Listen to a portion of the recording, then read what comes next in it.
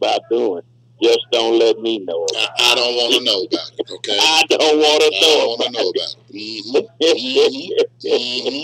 But again, like I say, with that, and then there is some talk out this morning too that Bill Self, who has been under a cloud. What a program has been under a cloud for a minute. And they're saying something about, as a matter of fact, it's two places mentioned. Chicago is one in the NBA, and that was another place that somebody's talking about, and escapes me right now. Can you see Bill Self leaving Kansas? Yeah, I can. Okay. What word did you use? Under a cloud. John, coaches, if I know anything, and I don't know much, but over the years, if you look at what coaches do, they run just before. Yeah. They get out of there just before. The roof caves in. The roof caves in. That's exactly right. So if he's thinking, boy, this might hit me, he's going to get out of that just before it hits him. And see, Josh had made reference this morning. I think, Josh, you said it was like two places, NBC Sports, and also there was some talk on ESPN. Exactly. Okay, then. So I'm like you, because, see, again, when they didn't get DeSouza back, okay, and they're not going to get him back, okay? So to me, that was the NCAA telling you the stuff that you were being accused of, you did it, okay? And this is why we're going to put either that or we got strong. We got strong evidence that something happened. Yeah. We might not know exactly what happened. But something happened. So I don't know. So it's going to be interesting. And I'm like you, and like I said, by the prospects being NFL, not NFL, but NBA. That's a good jumping off point, because look, and you're gonna get more money. Yeah, and Vertus, that's the thing that's so unfair about this. Okay, about this process, the coaches can escape. Okay, and the players are trapped, and the programs, they're trapped. Okay, yes, they're trapped. Yeah, And look what's happening at the LSU, John. If LSU had not lost, do you think the NCAA would have made them one of the 4 top-seeded teams in the NCAA tournament? They never. And look, I don't know what they would have done, but they would have come up with some reason why they couldn't. They weren't a top 4 seed. And Will Wade is trying to get his job back. In other words, he wants the coach to finish the year out, and his institution told him no. And the reason it is, you haven't said anything. You haven't admitted anything. No. You haven't denied anything. You look. We don't know what's going on. Exactly. And go ahead. Go ahead. No, you go ahead. Something else I heard yesterday. They were talking about names tossed around for certain jobs, and if I'm not mistaken, the job at UNLV, the name that Rick Pitino was thrown in there. Wait a minute, man. Look, did they ever do a final report on that situation at Louisville? You guys know of? Because as far as I understand, that stuff is still in the investigative process. Okay? Well, the NCAA is slow about investigating. Exactly. But see, my thing is, because what Pitino did, he ran overseas, and he coached his team because he got as far away from it as he could. He ran over there and won a crown. Get much further than going overseas. No. So he ran over there, led a team to some kind of championship or whatever, and now it's like all is supposed to be forgotten, and he can just walk back in the door. Well, that's what's been happening in the past, John.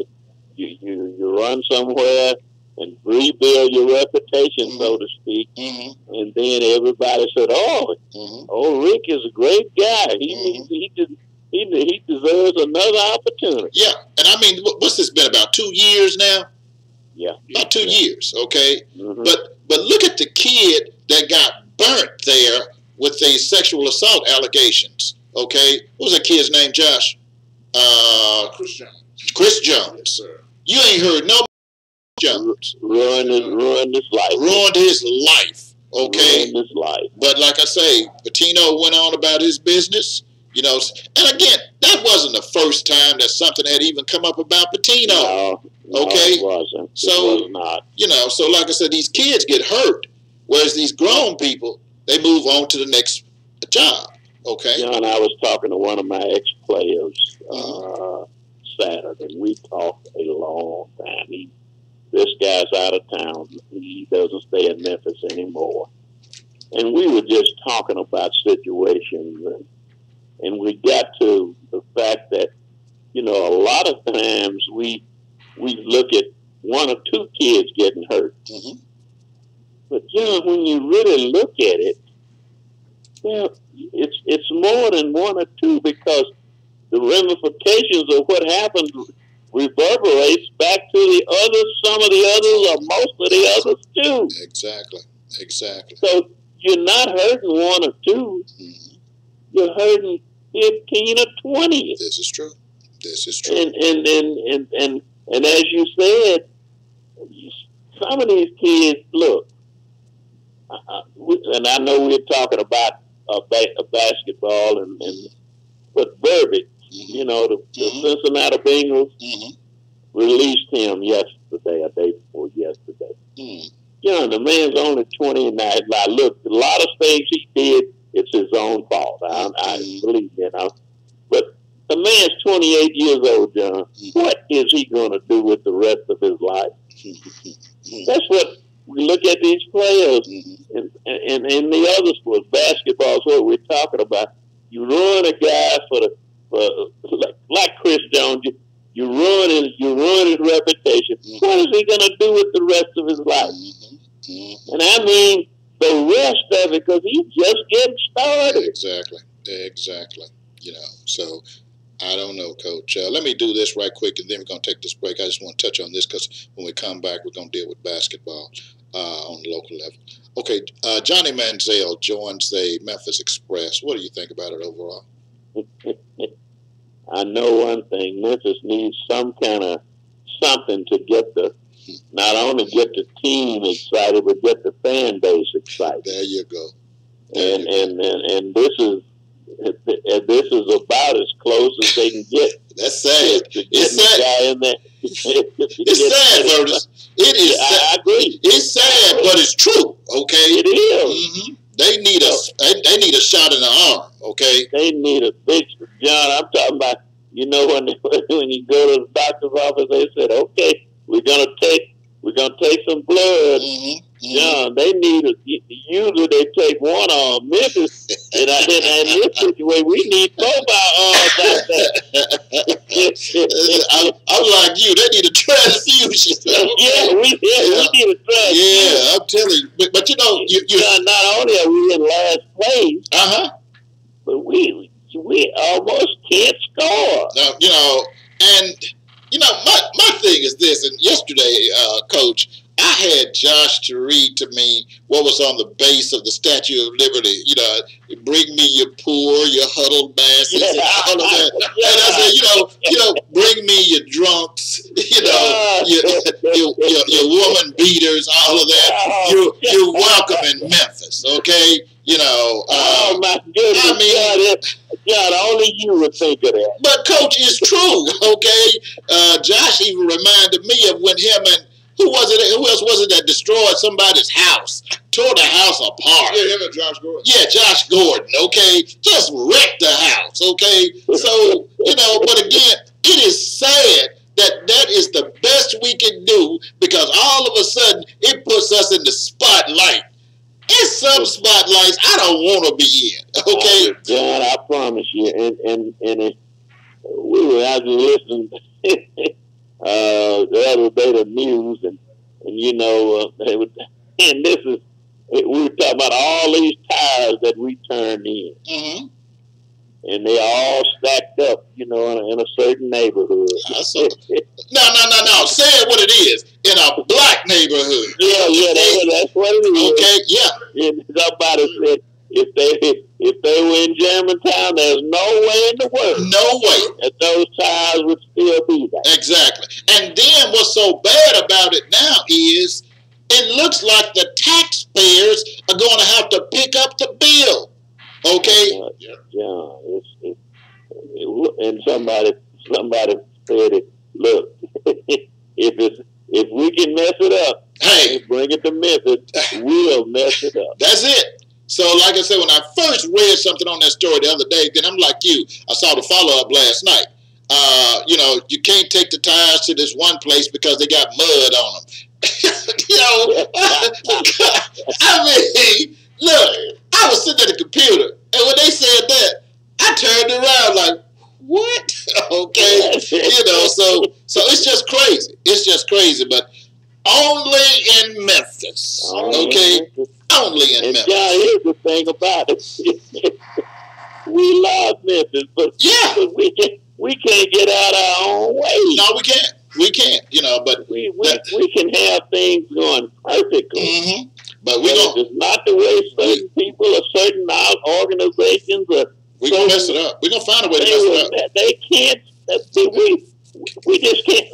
Mother used to say, can't stand prosperity. No. We can't stand prosperity. That's true. That's true. Okay, now y'all know this Memphis. We can't have all this good stuff going on. Stop it. Yeah. Okay? Stop it. Okay? Look, Coach, we're going to take a time out. When we come back, we're going to talk basketball on a local level on the Tuesday edition of the Sports Bar and Grill. And this segment we call Ball Talking with the one and only Coach Vertus Sales. Give me two, Josh. Yes, sir. In life, we all want to be treated with dignity and respect. At E.H. Ford Mortuary Services, located 3390 Elvis Presley Boulevard, we believe the same thing should hold true when it comes to death. Telephone number is 345-9558. For more than 30 years, Ed Ford has offered the personal touch when it comes to the passing of the special people in your life. As a licensed funeral director, embalmer, and death counselor, Ed Ford will be involved in every phase of the bereavement process when it comes to your loved one. In other words, he won't just sit behind a desk and collect your money like other funeral directors. His main purpose is to personally prepare your loved one for whatever memorial service you desire. His services and prices are the very best in Memphis and the surrounding area. At E.H. Ford Mortuary Services, it's not about the money, it's about a lasting memory. Ed Ford, his wife Myrna, and the courteous staff will be there when you really need them. That's E.H. Ford Mortuary Services, located 3390 Elvis Presley Boulevard. The telephone number again, 345-9558. Not associated with any other funeral home with the same last name. That's E.H. Ford Mortuary Services. Shop and save, 1499 South 3rd Street, 901-946-4303. For some of the best soul food in the Memphis area since 1991. For breakfast, salmon croquette, turkey bacon, pork chop, sausage, eggs, and more. And try their lunch and dinner specials, turkey wings, meatloaf, fried chicken, ham hocks, neck bones, pigtails, and more. And their fresh vegetables, greens, cabbage, yams, pinto beans, okra, mac and cheese, and more. For some of the best soul food in town, it is Shop and Save, 1499 South 3rd, the best soul food in town. Call 901-946-4303. That's Shop and Save.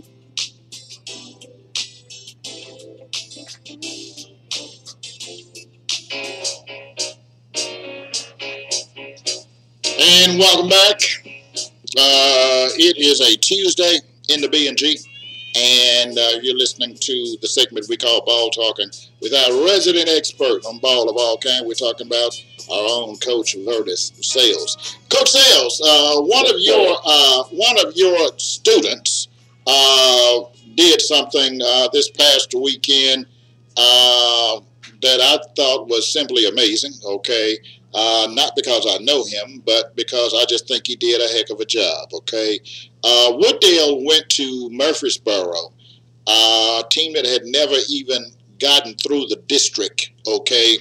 And it is, and went to Nashville and won the whole, as they used to say back in the day, kit and caboodle, okay? Yeah. What you think, Vertus? Tremendous job by Coach Lawson. That's, Chad, I was talking to my son about this. And, we went to practice early before we even played a game and whatever. And I asked my son a couple of days ago, when he won it, I said, Vertus, when we were watching practice, did you think that they had a chance to win the state championship? And he said, yeah, Daddy. He said, because I can tell you right now, he had 3 assets going for him. The first one is him. I can brag and say whatever. The proof is in the pudding. He's the best one out there. Okay, that's number one. But he had 2 other assets, and those are his 2 sons. And the one asset, the one that he had was he is smart enough, John, to realize that his 2 sons couldn't carry that team. He was smart enough to realize that he had to incorporate somehow guys who had never won anything, but they had to play a big role in what that team was doing, and he was smart enough to do that. And John, it was an article in the paper when he took his son off the floor for the last 5 minutes of the second quarter. And let him sit there. How many guys would have done that? That's your son. But see, he's smart enough to take out of the equation my son. This is team. This is what you have to do to win. And he was smart enough, and his son understood. I sat there and I got myself together. And so a tremendous job of not only of doing something that had never been done at a school in the city of Memphis. A tremendous, John, things don't happen by accident. A lot of times he was lucky or this. Things don't happen by accident. They happen because you know what you're doing, number one. And 2, you know exactly what needs to be done, and you know when to get it done. And this young fella has learned a whole lot. And I think if we look around, whether we like it or not, we got to admit he's at the top of his profession. And he was like that when he went out to Memphis, and he was like that after he left Memphis. And that's because Memphis didn't do this for him. So this was done before he got there, and nothing happened when he was there. So this was done long before he got there. One thing that I looked at in just talking to him, during the season, but I never will forget, one day he and Jonathan had come in from practice, and I just happened to be over there, and there was this kid that had transferred. It was one of the guards, okay? And Jonathan was excited. Now, Jonathan was excited about this young man joining their program. He said, because Chuck was there too, he said, Uncle Chucky, I don't even have to stay on the floor now. If I get in foul trouble, there's somebody that can just fill right in, and they kept adding pieces. And before you knew it, like you said, they had a lot of help, okay? And it was help that they needed. I'll tell you one thing about this that kind of perturbs me, really. You go out, you win a state, okay, first time. You do it kind of in dramatic fashion because they were like under the radar this season. Okay. I agree. Okay. Nobody. Yeah. And matter of fact, John, you don't know this. You don't think I know this, but there were a lot of teams that tried even after they scheduled the games, after they found out that Coach Lawson was there and blah blah blah blah. Mm-hmm. We got to get it. We don't want to play them. Now this is a team, John, that hadn't been anywhere. Yeah. Done nothing. You know, but you had instant gratification because of a guy coming there.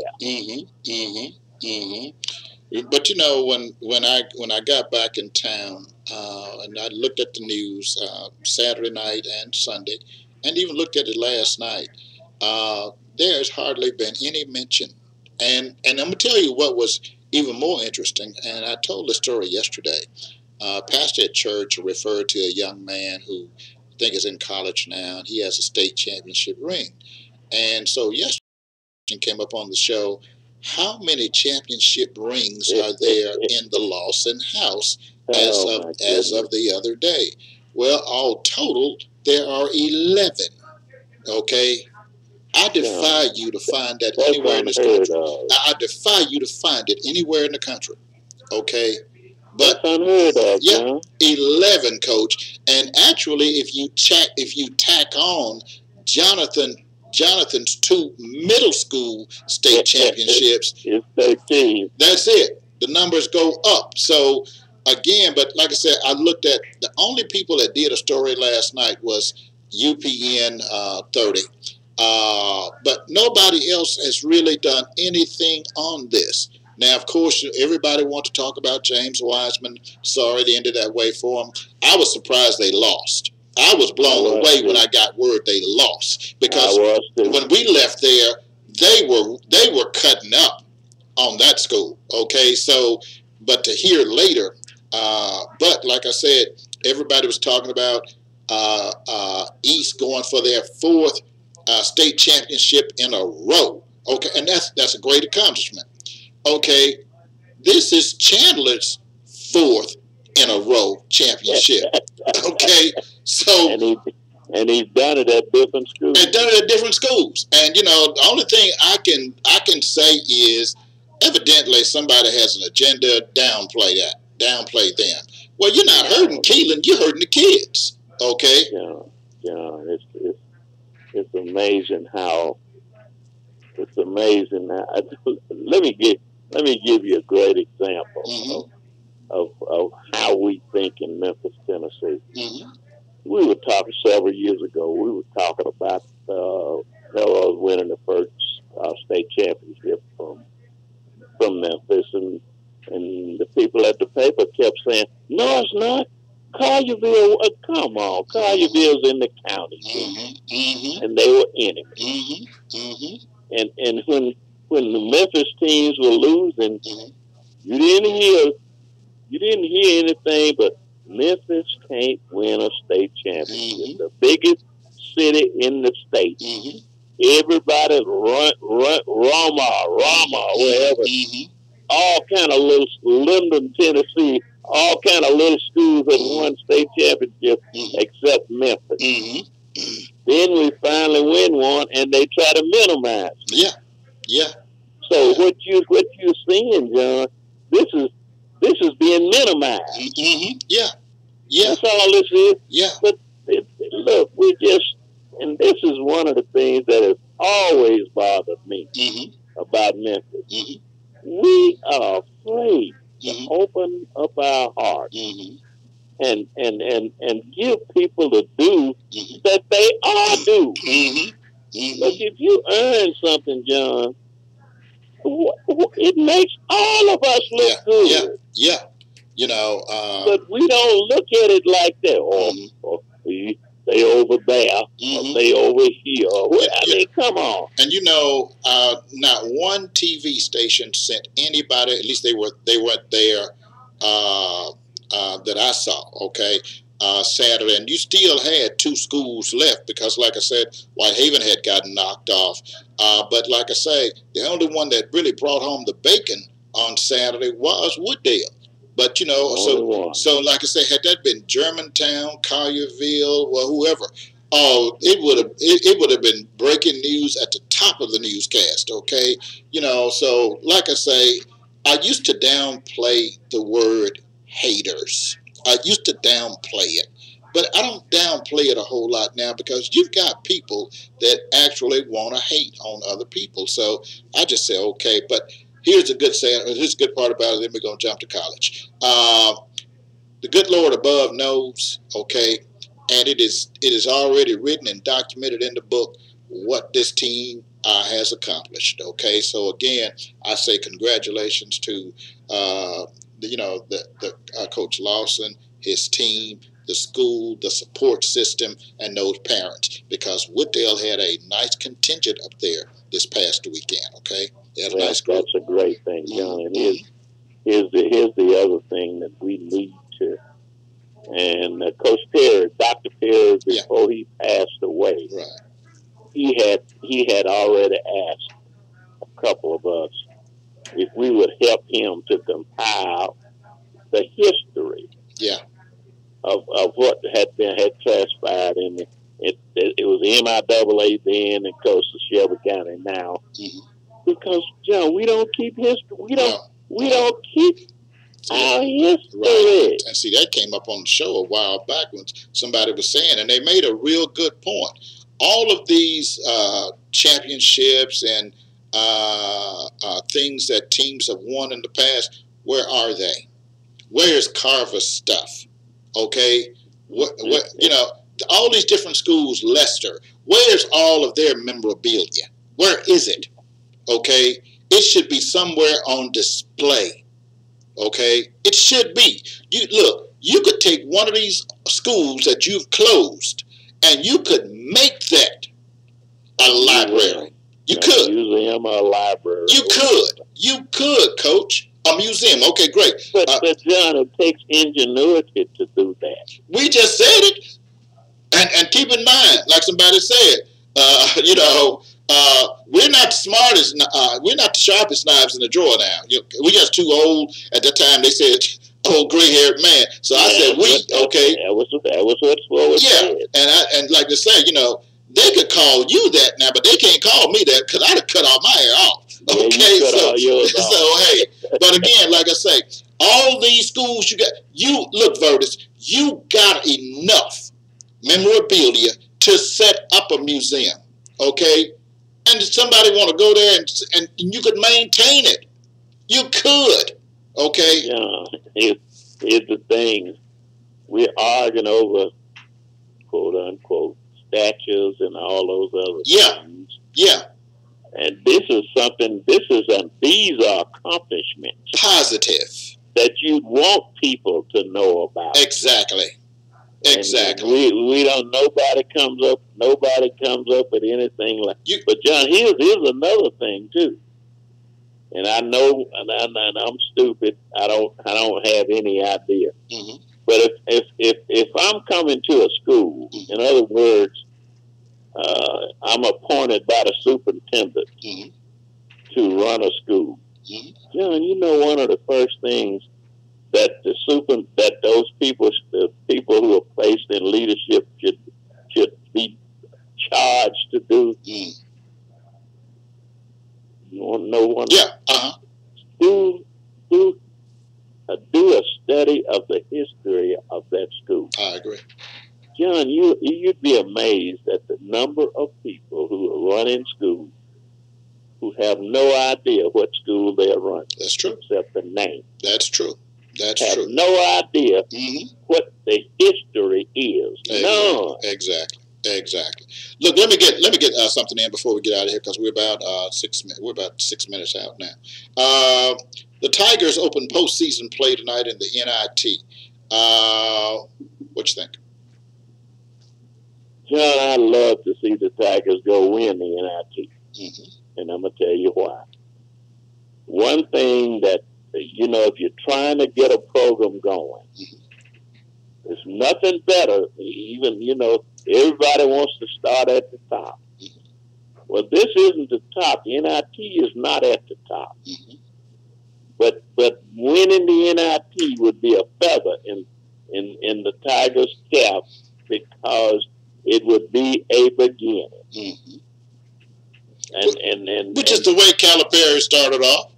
Okay. Yeah, Mm-hmm. yeah, and if you go back and look at history, John, it's the way a whole lot of us coaches and schools and whatever start off. Mm-hmm. Mm-hmm. You can't, if you start, Mother used to say this all the time, if you start at the top, there's only one place to go. Mm-hmm.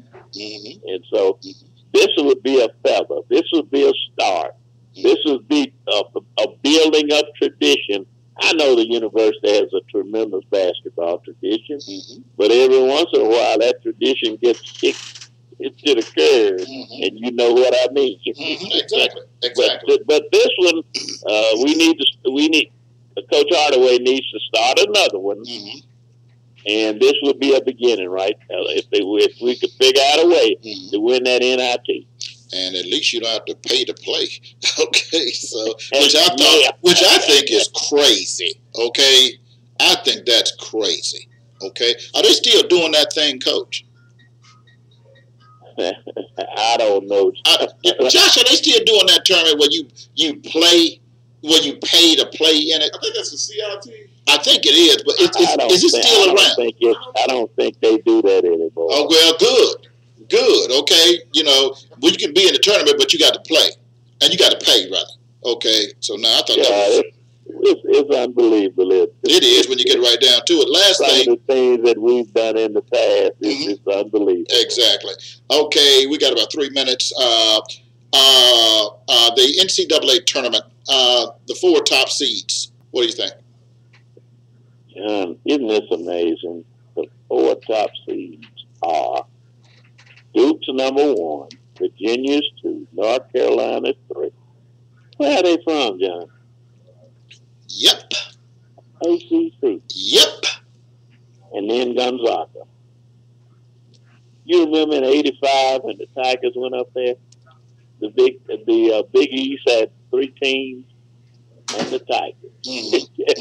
This kind of reminds me of that. And this is what this is. But John, it's not as overwhelming as it was back then, in my opinion. But John, there are probably 6 or 7 more teams, John, who could win the NCAA. There's no overwhelming, in my opinion. There's no overwhelming favorite. No, they're not. So there are 6 or 7 other teams. John, to be honest with you, John, I'd be shocked if any of these 4 won the NCAA. It's going to be, this is as open as you will ever see an NCAA tournament. There's no dominant team. I agree. There's some good players, and a whole lot of good players on every team. Tell you the truth. Murray State has a young man that's a tremendous player, John. People are going to be shocked when they get a chance to see him play. And there are some others. That's the fun. A lot of others, John. That's the fun part about this time of the year, because you get a chance to see people you didn't know anything about, and all you can do is sit back and say, "Wow, yeah, that dude's bad." Okay? All year long. Yeah, I mean, keep in mind the first time we saw at Davidson, what's his name, Golden State, Steph Curry. Okay, keep in mind how we saw him. Okay, and like I said, down through the years, we've seen players, but we only see them during the NCAA tournament. Yeah, so that during the regular season, the same names and the same schools dominated. That's it. Coach, it's about time for us to get out of here. You got anything you want to throw in before we leave? Well, John, the women's top seed, it's a surprise. Baylor's won. Notre Dame, Louisville, Mississippi State. John, there's no Connecticut as a number 1 seed. The first time since 2000, John. 19 years ago. Well, I'm kind of like I'm like Gladys Knight in the Pips now. Every road's got to end. Where, Coach? What? Somewhere. Okay? Somewhere. Yeah, and that's what I didn't get about people talking about, well, Kansas has won the Big 12 14 years. Wait a minute, y'all. Come on. Y'all got to look at that league. That league is a lot more balanced now, okay? That's why they were beating up on each other, okay? But like I say, I'm like you with Gino and his crew. It was going to end some point, somewhere, okay? It's amazing how we think somehow that things are just going to remain the same way all the time, and it never does. It's like you said, Gladys Knight said it better. Anybody can say it. That's it. It's got to end somewhere. Yeah, somewhere. Coach, you going to take us home? Yes, sir. Okay, then. Coming up a little bit later this afternoon, it will be the truth. The whole truth and nothing but the truth with Pastor Andre Guy Reed. Okay, so check him out. After that, you got Sports Call.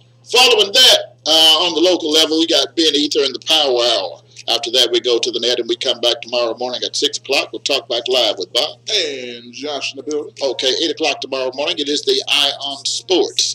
If it is the good Lord's will, I want to see you back here tomorrow morning at 10 o'clock for the Wednesday edition, the wide open Wednesday edition of the Sports Bar and Grill.